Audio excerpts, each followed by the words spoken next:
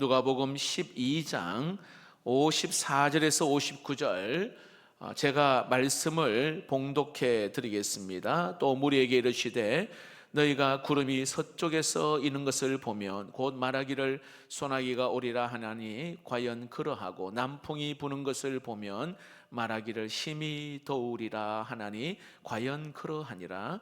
외식하는 자여 너희가 천지의 기상은 분간할 줄 알면서 어찌 이 시대는 분간하지 못하느냐. 또 어찌하여 옳은 것을 스스로 판단하지 아니하느냐. 네가 너를 고발하는 자와 함께 법관에게 갈 때에 길에서 화해하기를 힘쓰라. 그가 너를 재판장에게 끌어가고 재판장이 너를 옥졸에게 넘겨주어 옥졸이 옥에 가둘까 염려하라. 내게 이르노니 한 푼이라도 남김이 없이 갚지 아니하고서는 결코 거기서 나오지 못하리라 하시니라. 대부분의 재앙에는 전조 현상이 있다는 거 아시죠?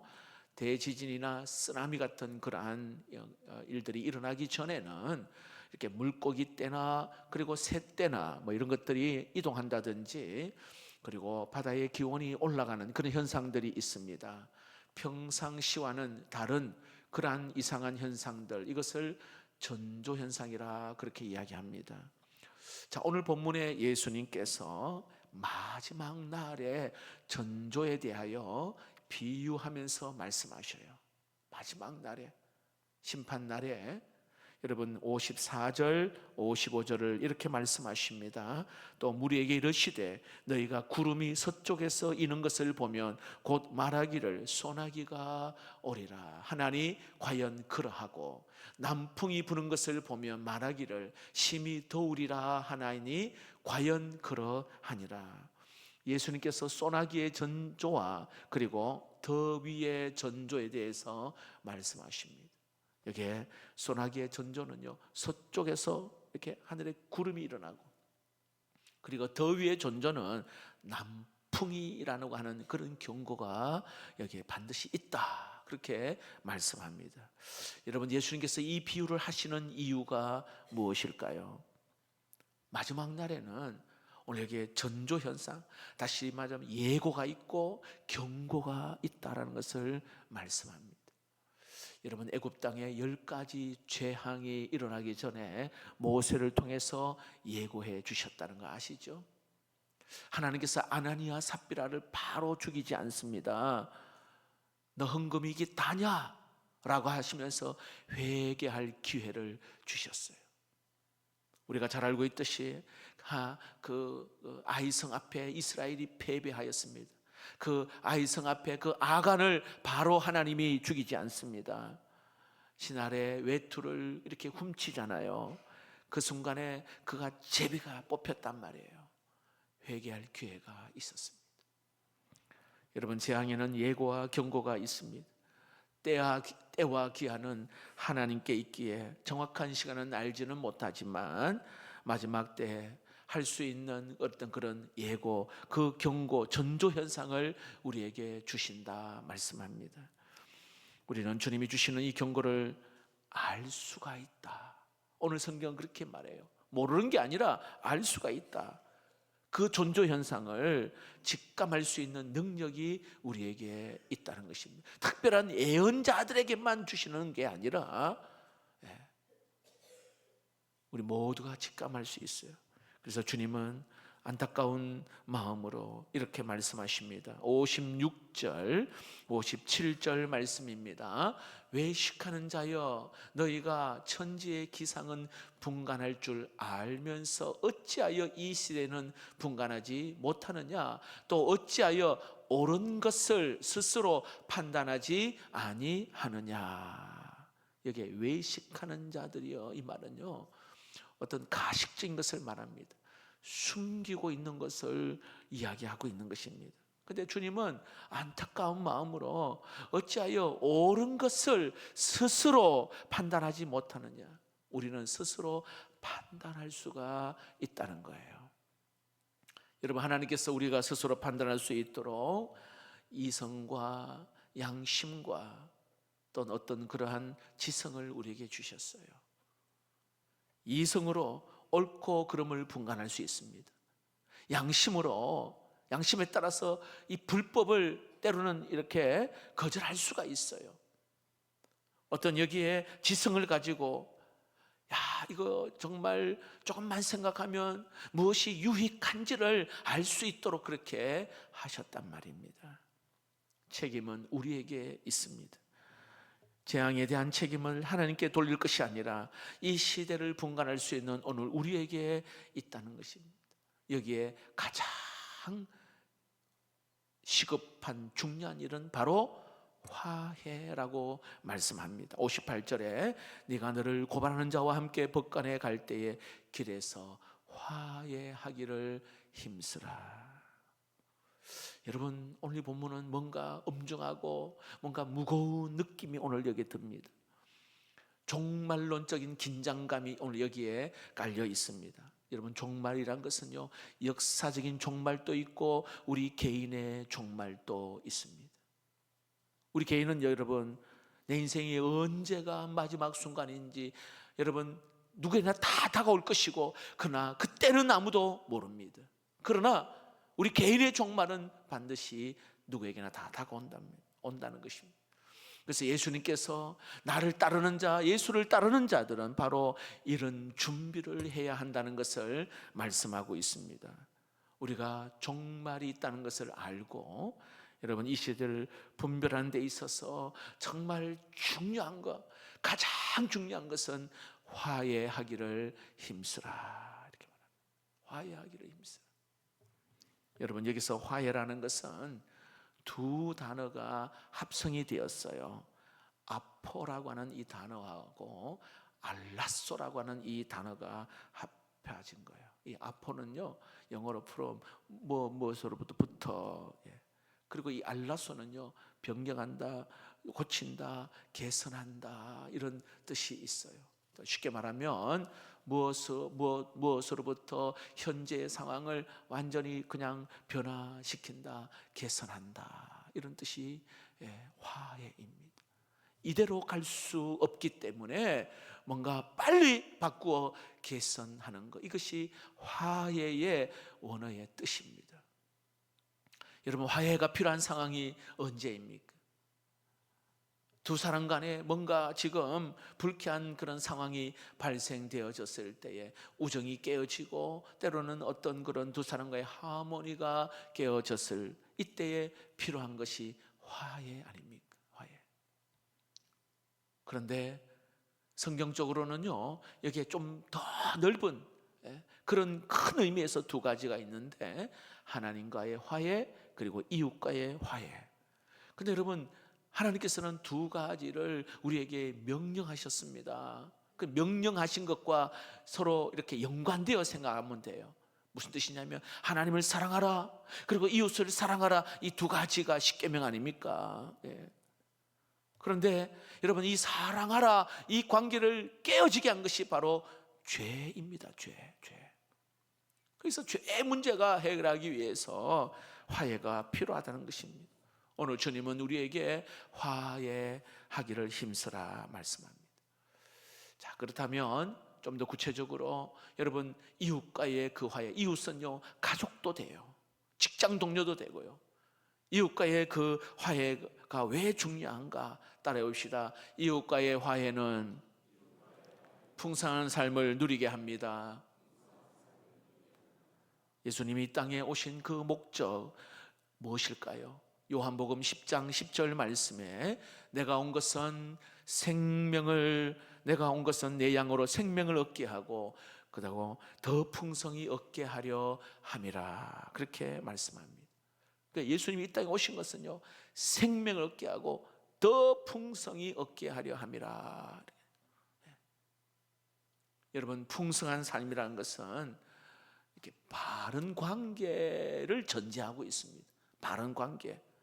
자, 근본적으로는 하나님을 더 이렇게 하나님과의 관계가 더 중요합니다. 그 가장 본질적으로는 하나님 관계가 중요합니다. 근데 이것보다 못지않게 우리가 이 땅에서 몸담고 있잖아요.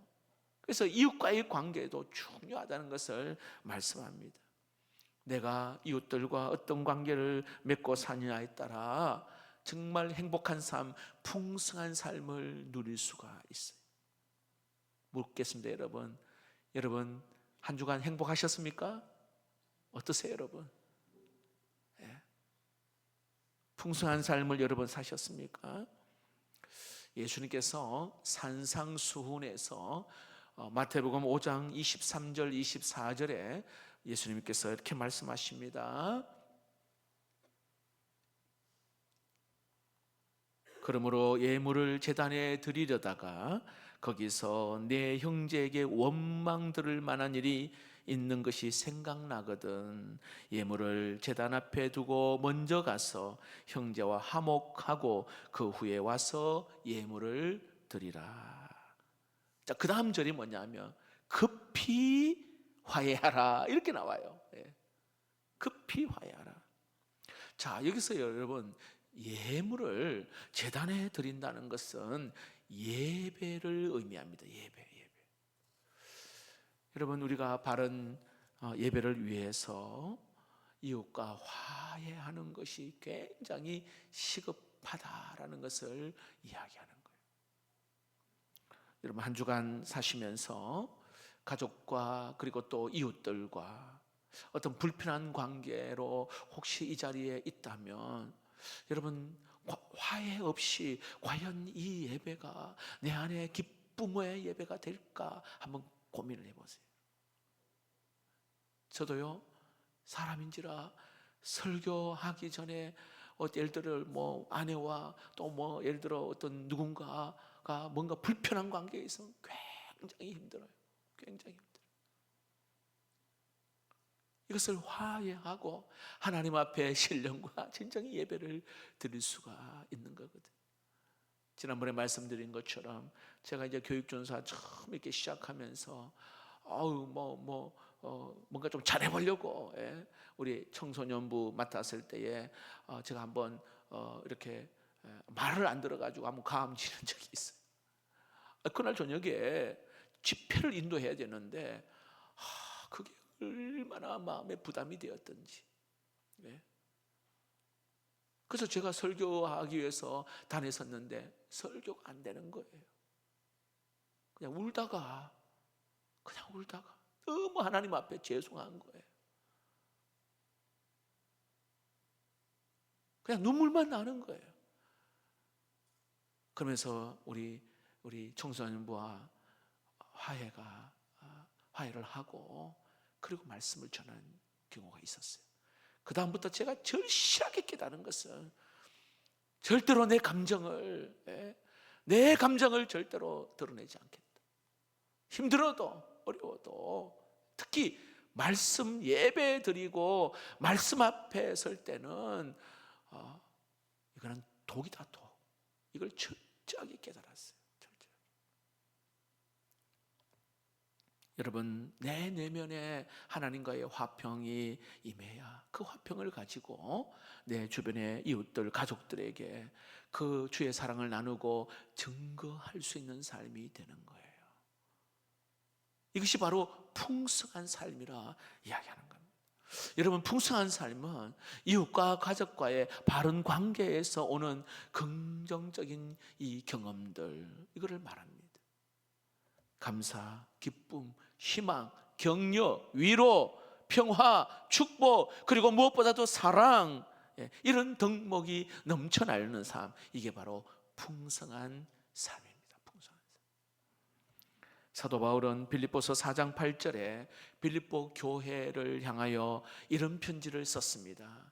끝으로 형제들아 무엇이든지 참되며 무엇이든지 경건하며 무엇이든지 옳으며 무엇이든지 정결하며 무엇이든지 사랑받을 만하며 무엇이든지 칭찬받을 만하며 무슨 덕이 있든지 무슨 기름이 있든지 이것들을 생각하라.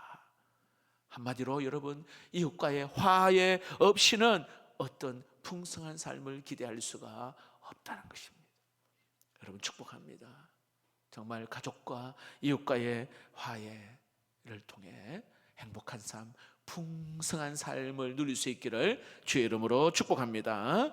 또한 화해에 힘쓰라라고 하는 말씀 속에는요, 하나님과의 그 화해가 왜 중요한가 따라해 봅시다. 하나님과의 화해는 영원한 삶을 누리게 합니다. 여러분, 이웃을 넘어서서 하나님과의 그 화해는요, 영원한 삶, 그 영원한 삶이 무엇인지를 알게 하셔요. 여러분, 인간이 하나님과 화해하지 못하면 여러분, 근본적인 그 원인이 뭔지 아세요? 사람이 하나님과 화해하지 못하는 근본적인 원인은 죄 때문입니다. 죄. 예수님은 이 죄는 반드시 청산해야 된다라고 말씀하시는 거예요. 59절을 보시면 내게 이르노니 한 푼이라도 남김없이 갚지 아니하고는 결코 거기서 나오지 못하리라 하니라. 지금 예수님은요, 여기에 죄를 이 빛에다가 비교하고 있습니다. 죄는 도덕적인 부채를 이야기하는 거예요. 그 빛이 청산되어져야지. 여러분, 부채가 있다, 빛이 있는 한 우리의 마음은 결코 평화가 없어요. 여러분, 바로 이 부도덕적인 그러한 부채를, 바로 이 도덕지 못한 부채를, 죄를 이렇게 해결하기 위해서 여러분, 우리 예수님은, 하나님은 바로 그 아들 예수님을 이 땅에 보내주셨어요. 십자가에서 우리의 죄를 대신 짊어지시고 내가 받아야 될 저주, 내가 받아야 될 그 심판, 이걸 받으시고 마지막으로 외친 말씀이 다 이루었다. 다 이루었다. 테텔레스타이, 모든 빚을 다 갚았다라고 말씀하셨어요. 예수님께서 우리가 받아야 될 그 심판, 그 죄의 빚을 다 갚으셨습니다. 그래서 로마서 5장 1절에 이렇게 말씀합니다. 힘차게 읽어봅시다. 그러므로 우리가 믿음으로 의롭다 하심을 받았으니 우리 주 예수 그리스도로 말미암아 하나님과 화평을 누리자. 예수로 말미암아 우리가 화평을 누리자. 여러분, 정말 어떤 죄로 말미암아 뭔가 묶여있고 자유하지 못한 분이 있다면 예수 그리스도 십자가 앞으로 여러분 나와 나의 무거운 짐을 다 내려놓고, 주님 오늘 이 자리에 나에게 오셔서 나의 죄를 깨끗하게 주의 보혈로 씻어주시고, 그렇죠? 그럴 때 진짜 이 평안함, 정말 세상이 알 수 없는 그 기쁨을 우리가 경험할 수 있게 되는 줄로 믿습니다. 그런데 우리 주님은 그것으로 끝나지 아니하고 그렇게 하나님과 화해하는 자에게는 마지막으로 주어진 선물이 뭔지 아세요? 영생입니다. 영생, 영원한 삶.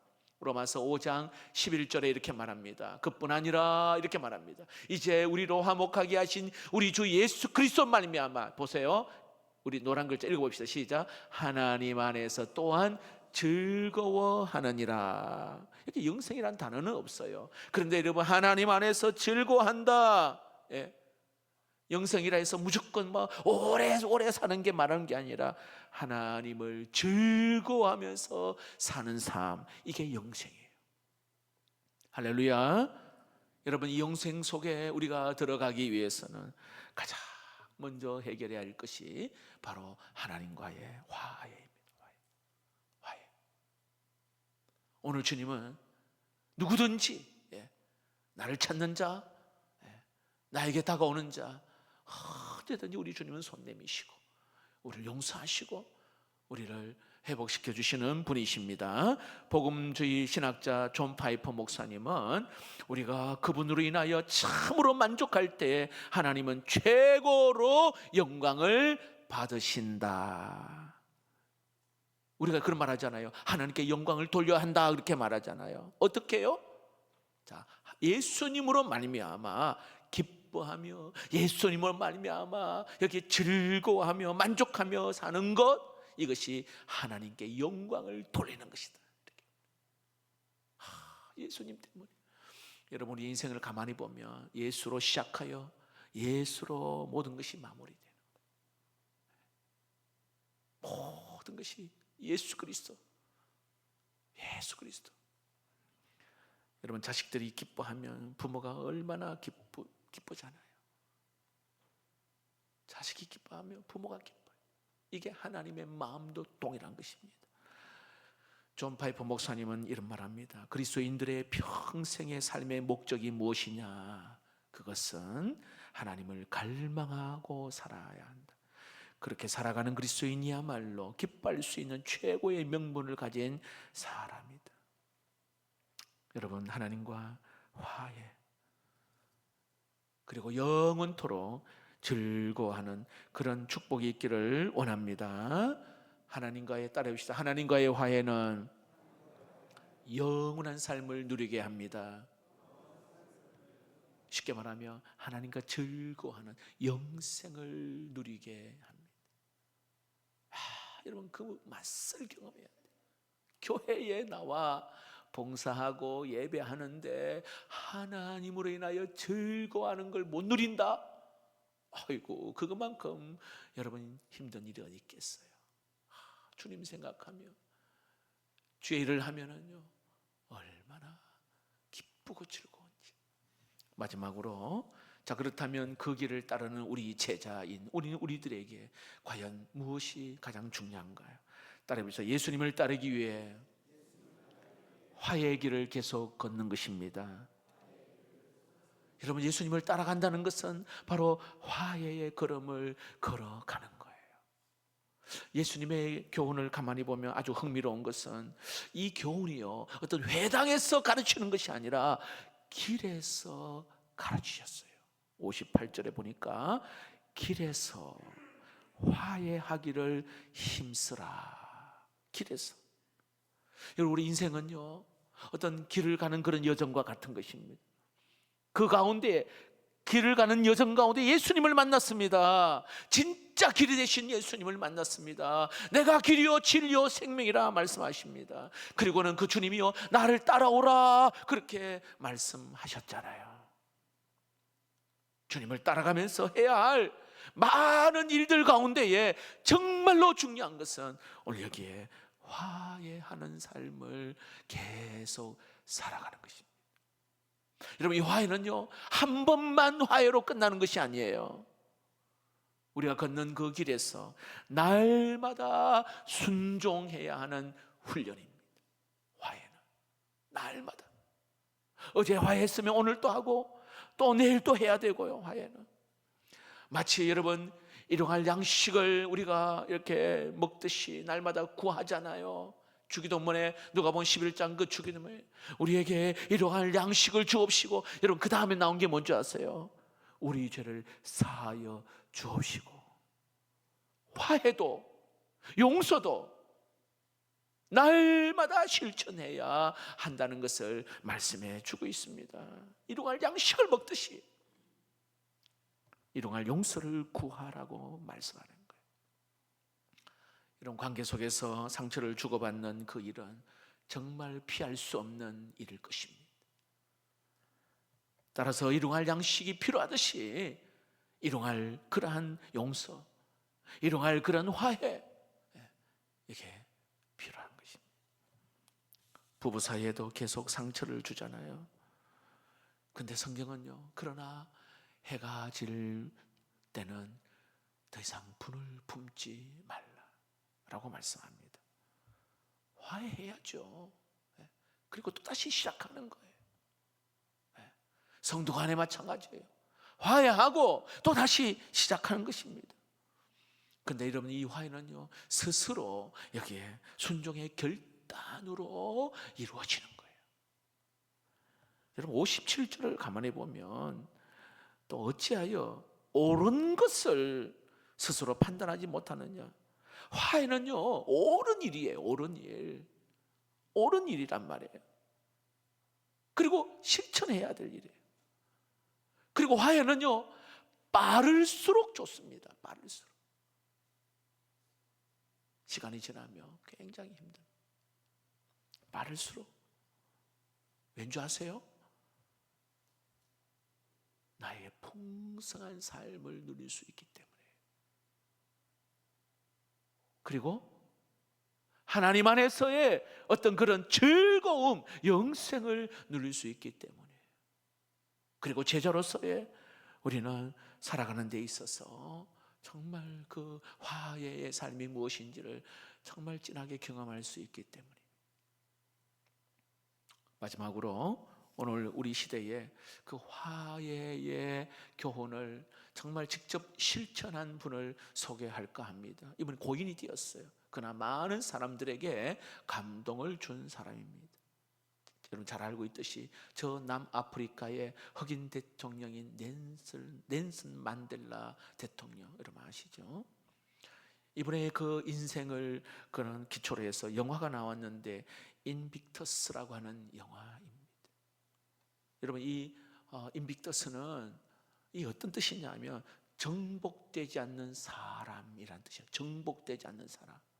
만델라는요, 상황에 정복되지 않는 사람, 감정에 정복되지 않는 사람, 복수라고 하는 그 어떤 인간의 본능에 정복되지 않는 믿음의 사람, 넬슨 만델라. 여러분, 그가 살았던 그 시대는 인종 분리 정책이 굉장히 심했던 그런 시대였어요. 백인들이요, 그 남아프리카 그 흑인들을 굉장히 정말 괴롭히고 무시하고 했잖아요. 근데 이 만델라가 여기에 저항하면서 여러분 잘 알고 있듯이 감옥에 27년 동안 감옥 생활을 합니다. 72살에 나와서 그 인생은 3분의 1이 거의 감옥 생활한 거죠. 그리고는 그 당시에 국제적인 분위기가 변화되면서 이 남아프리카 정치적인 정황들이 이렇게 변화되면서 이렇게 흑백 통합 선거가 일어납니다. 여기에 만델라가 대통령이 돼요. 그가 대통령이 선출되자 백인들은요 벌벌벌 떨었다고 말합니다. 왜요? 만델라가 복수를 한다고 생각을 했기 때문입니다. 백인들이 이제 끝났다라고 생각을 했습니다. 그런데 그의 취임사에서 아주 놀라운 그런 선언을 합니다. 복수를 선언하는 것이 아니라 화해를 선포했습니다. 화해를. 흑인 동료들은 아니 만델라가 너무 약해진 거 아니냐라고 말하기도 했습니다. 그러나 그는 이런 대답을 합니다. 나는 대중을 선동하고 싶지 않습니다. 나는 대중과 함께 미래를 향해 걷고 싶습니다. 그리고 그들과 더불어 무엇보다 화해를 나누고 싶습니다. 만델라는 잘못을 인정하는 사람들을 용서하고 끌어안았습니다. 백인들과 통합 내각을 만들었어요. 새로운 정책을 시행하기 시작했습니다. 특히 감동이 되는 두 가지 사건이 이 대통령이 되고 나서 얼마 되지 않아 감동적인 그러한 사건이 있었는데, 이 만델라 대통령이 교회를 방문한, 근데 그 당시에 교회는요 흑인 교회, 백인 교회 나눠서 드렸어요. 그런데 이 대통령이 그 유명한 백인 교회인 리포드 처치에 방문을 합니다. 백인 교회에 방문하는 거예요. 백인과 더불어 예배를 드립니다. 예배가 끝날 무렵 좀 인사하라고 요청을 했습니다.